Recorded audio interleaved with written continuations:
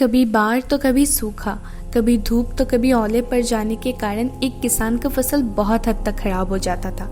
इसी कारण वो किसान भगवान से बहुत नाराज था।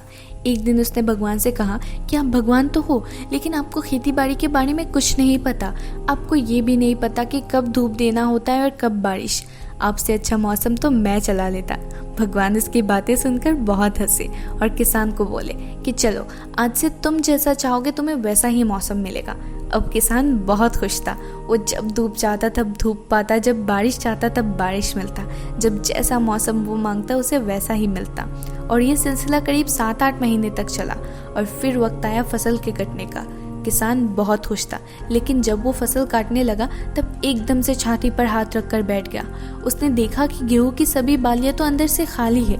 वो दुखी होकर भगवान से पूछा, हे भगवान, ये मेरे साथ क्या हुआ? भगवान बोले, ये तो होना ही था।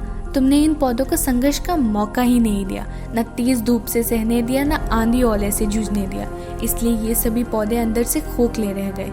जब आंधी तूफान आती है, तेज बारिश आती है, ओले गिरते हैं, तब पौधे अपनी पूरी ताकत से खड़े रहते हैं। वो अपना अस्तित्व बचाने के लिए संघर्ष करते हैं और इस संघर्ष से जो बल पैदा होता है वही उसे शक्ति देता है, ऊर्जा देता है, उसे पौधे से पेड़ बनाता है। सोने को भी कुंदन बनने के लिए आग में तपना पड़ता है, हथौड़ी से पीटना पड़ता है, गलना पड़ता है, तब जाके वो अनमोल होता है। इसी तरह अगर जिंदगी में संघर्ष ना हो तो इंसान भी अंदर से खोखले हो जाते हैं। हम कुंदन हैं और चुनौतियाँ वो आग है जो हमें सोने से कुंदन बनाता है। बेसिकली ये संघर्ष, ये स्ट्रगल, ये ऑड एनवायरनमेंट्स वो दर है जो हमें एक आम लोहे से तलवार बनाता है, जो हमें एक इंसान से एक अचीवर बनाता है। दोस्तों, अगर जीवन में कुछ बनना है तो चुनौतियों से भागकर कोई फ़ायदा नहीं, उन्हें एक्सेप्ट करना ही होगा, अपने कंफर्ट जोन से निकलना ही होगा। अगर हम सह गए तो रह गए, नहीं तो बह गए। वीडियो को पूरा देखने के लिए आपका हृदय के गहराई से बहुत बहुत धन्यवाद।